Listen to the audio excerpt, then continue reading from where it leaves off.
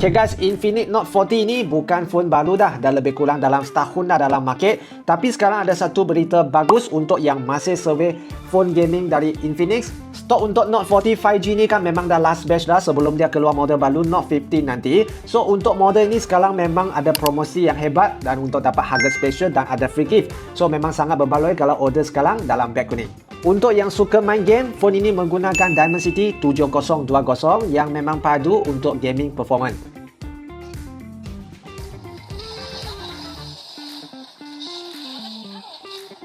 Bateri dia 5000 mAh dan dia support 33 watt fast charge. Yang paling best dia ada bypass charging, so waktu kita gaming pun kita boleh charging tanpa overheat. Dan phone ini support wireless charge 15 watt juga. Screen dia pun besar juga, 6.78 inci AMOLED screen. So memanglah AMOLED screen ini kita akan nampak grafik dia lebih cantik dan juga refresh rate dia 120Hz. Untuk kita main game ataupun kita buat kerja pun sangat smooth. Screen yang cantik pastilah perlu matching dengan speaker yang padu. Phone ini ada dua speaker dari JBL, memang sangat best untuk kualiti sound dia. Kamera pula dia tak kalah phone mahal-mahal, 108 megapiksel, so kita ambil gambar pun sangat cantik dan jelas. Confirm boleh memenuhi keperluan harian kita.